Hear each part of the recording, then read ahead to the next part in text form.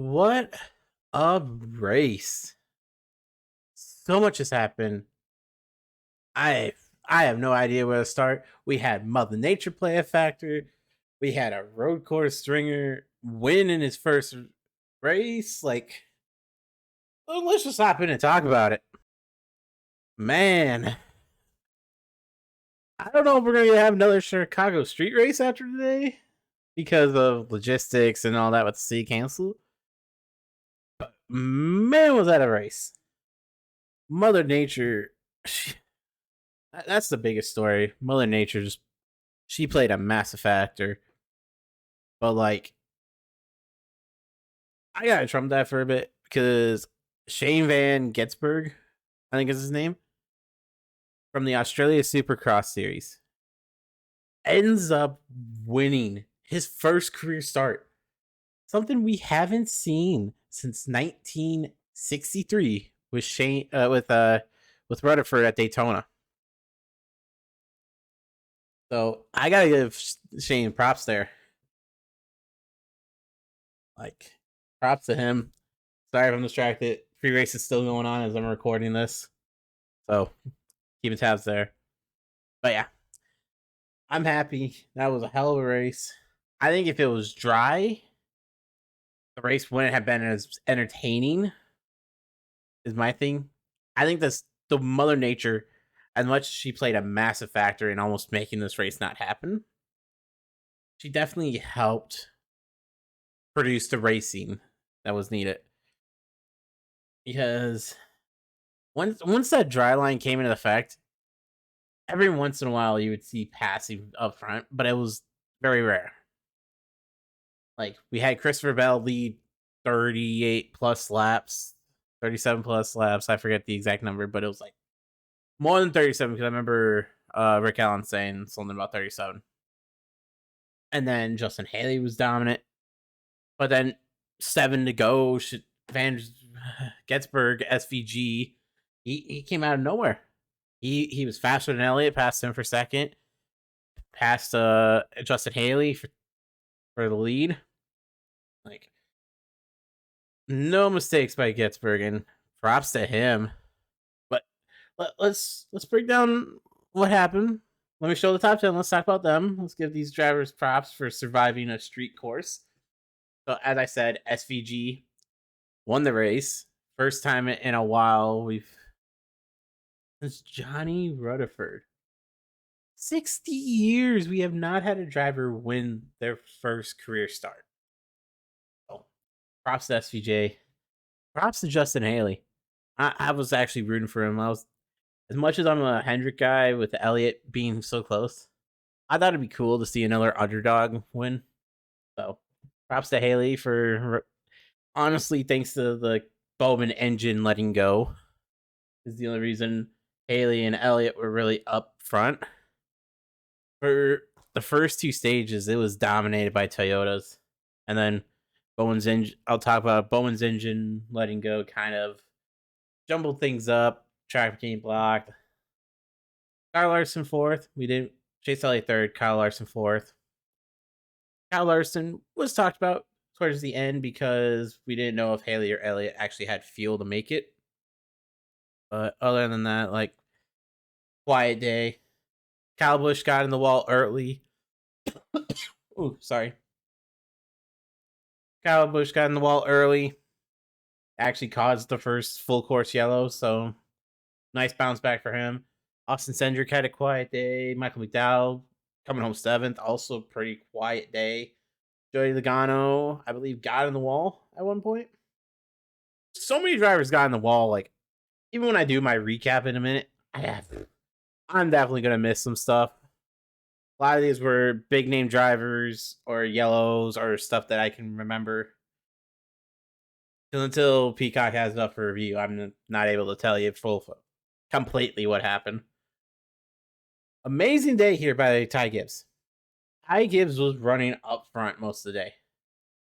So I gotta give Ty Gibbs props. I remember earlier this year I said I don't see him competing.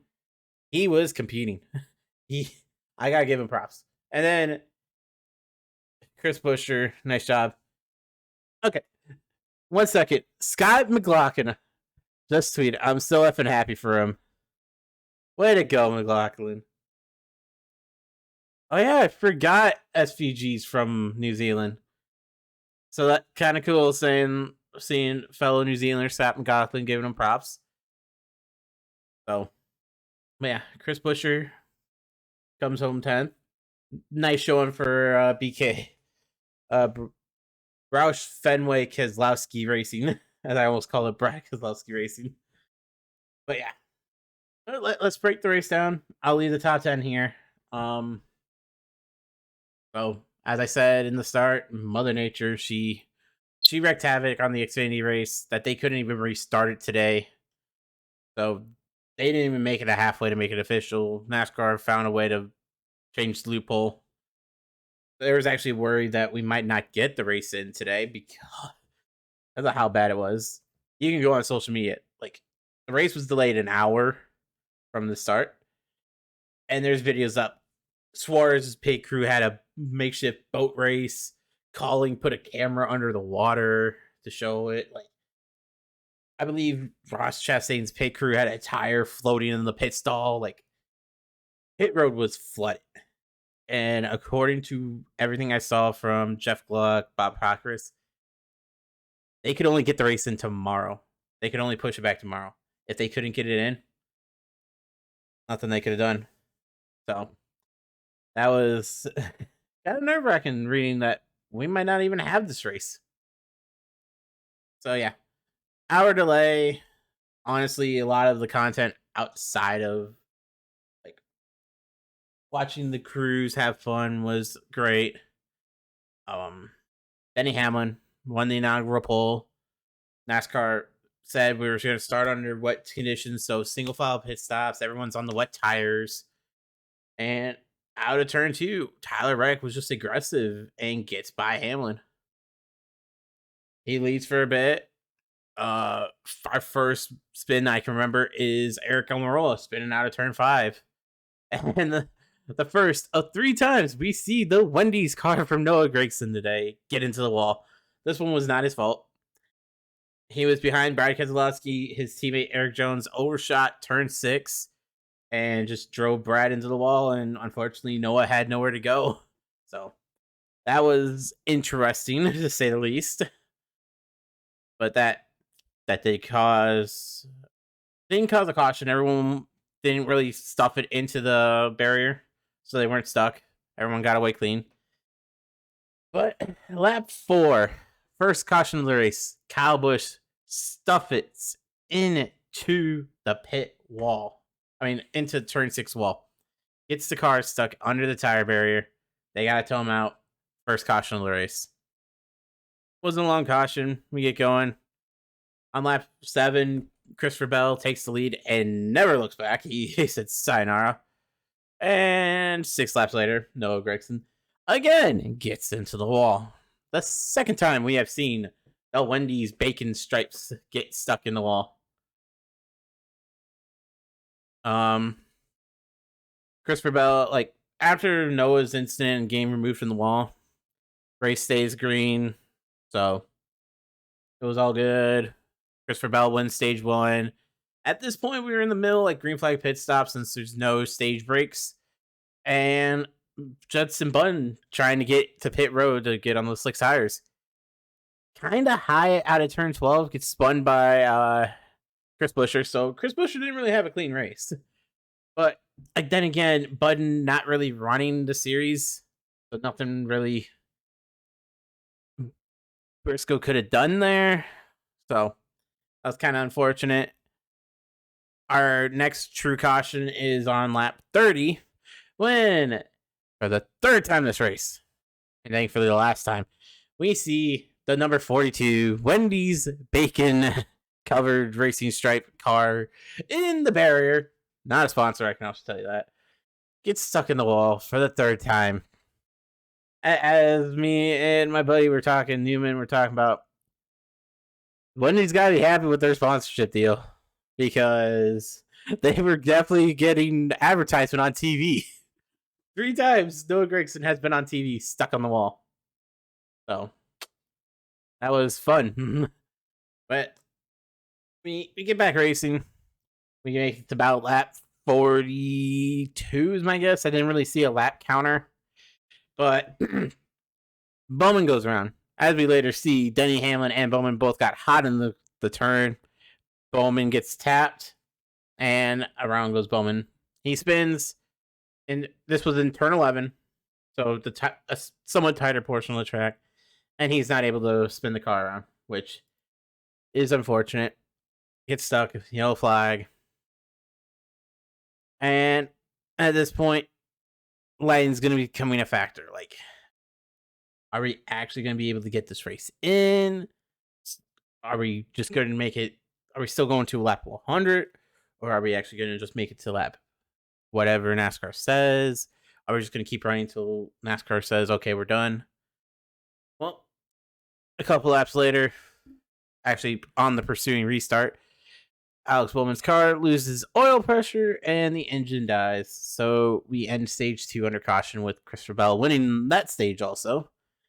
And it's at this point NASCAR goes, yeah, we're only going to go to lap 75. Which props to NASCAR giving us a distance, because we didn't even get all 100 laps in, because I think they would have called it. Looking at how dark it is when they were interviewing SVG, it was pretty dark, so we weren't going to make it to 100. On that restart before, and this is where the leaderboard here gets jumbled up, is we had 9 cars stay out. Haley, Elliott, a few other guys, they stay out. William Byron was one of them. And we're thinking, okay, can those guys that pitted on lap 42 actually stay out and make it towards the end?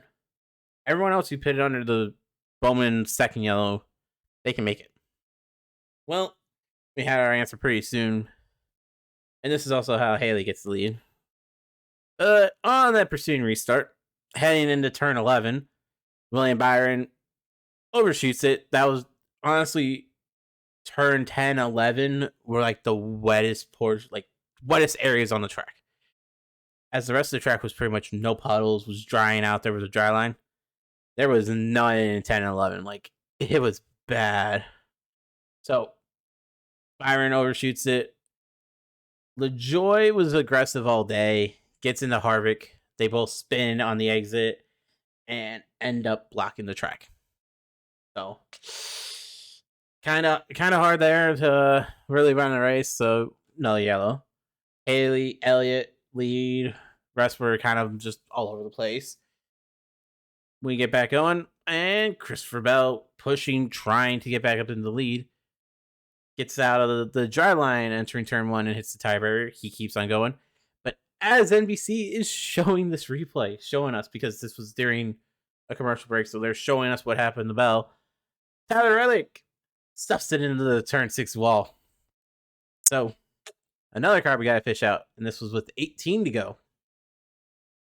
We get going. Austin Dillon was technically second behind Justin Haley and had to chase Elliott. On the pursuing restart, he's pushing. He's right there on Haley. I literally thought we might see Austin Dillon win. Coming out of turn 12, gets a little too much of the inside wall, shoots to the outside, and breaks the toe link.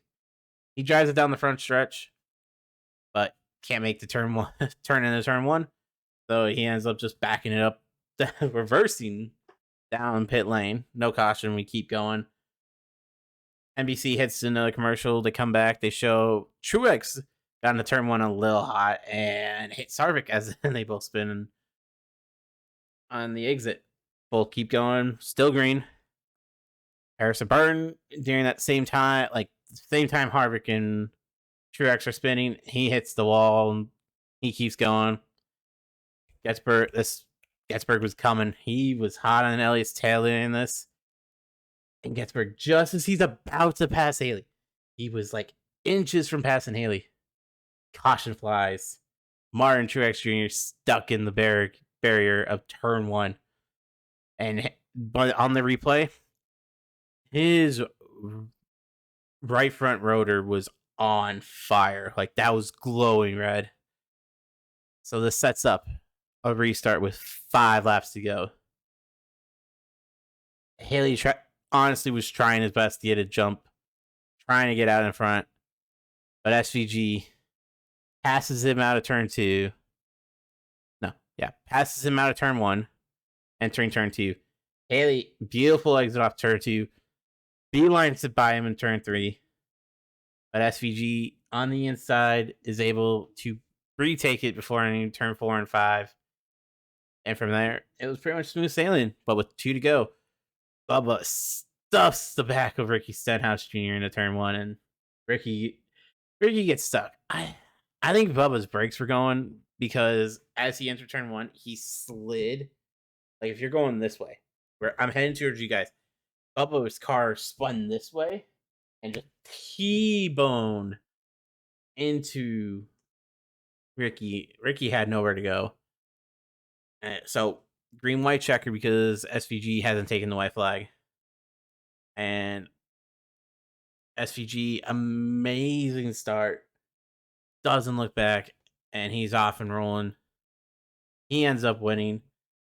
I had this top 10 mapped out with 2 to like during that restart because honestly, passing under green wasn't really a thing. So this was how they restarted for the green white checkered, and this is how they finished. If that tells you why I think this race would have been a snooze fest if it wasn't for the rain. But yeah, my honest thoughts is props to NASCAR for actually getting the race in. Kind of questioning Chicago and if they really deserve to have the race. I feel like it was amazing shots seeing people gather around the fences trying to get into Chicago. But for me, the track at points is so narrow that it's a one group track. I think it's amazing seeing the cars zoom down Lakeshore Drive, up Michigan Ave. But I think if it was a dry race, we wouldn't have so much to talk about. Like, oh, it was a great race. Because Christopher Bell was just dominating. SVG was third most of the stage 1. So I was like, is it really this good? Like, I enjoyed it. I'd rather go to Chicagoland if we want to be in the Chicago market. I feel like there are actually purpose built racetrack, like street courses available, like Long Beach. Why can't we just join that IndyCar and IMSTA? Like, maybe talk to Long Beach, see if they're willing to shut the streets down the following weekend after IndyCar. Maybe do an IndyCar doubleheader on a Sunday. Detroit, if IndyCar stayed on Belle Isle, I would push for Detroit. But the new downtown street course is just too tight. It's not suitable. It's a lot tighter than what we saw at Chicago. But I feel like, hell, why don't we go and join F1 at Las Vegas? If you really want a downtown street race, why not race on the strip? We've had the strips shut down before. Hell, why not do a doubleheader? Or maybe we go the week before or the week after. I think we could talk Vegas into it. But I think my bias being a Detroiter with Chicago is showing. But like, I'm not a fan of Chicago. But give me your, as I hear fireworks. Let me know your guys' thoughts on this race. I enjoyed it. I had fun. Glad to see SVG, a guy from New Zealand, supercar V8s down in Australia. Glad to see someone with stock car experience win and just show that, hey, as long as you know how to drive a stock car, you can win. But yeah, I just think we should have been maybe sharing a weekend. And maybe not a city with so many rules that wouldn't have allowed the race to be resumed with fans in the stand if Xfinity got it going again. I don't know. Let me know your guys' thoughts. I had fun. Next week's video will be out super late because it is a Sunday night race at Atlanta. So that'll be entertaining with the super speedway package. So we should have some fun watching that. But that'll be out late next Sunday. I will catch you all in the next video. I'm hoping to God within a week or two I can be back on a regular streaming. Don't know what platforms yet, but I'm still not exactly in a great position to do this full time. So hopefully soon. But hope you all are doing well. Hit subscribe if you enjoy this. Please comment down below. I would love to have a discussion about Chicagoland over the Chicago street race, or even your thoughts on the race. You might have loved it. I don't think it's for me. I think it's for more wannabe NASCAR fans that NASCAR's trying to hook. I don't know. Leave your comments down below. Hit the subscribe button and all that, as I said. And I'll catch you all in the next video. Peace!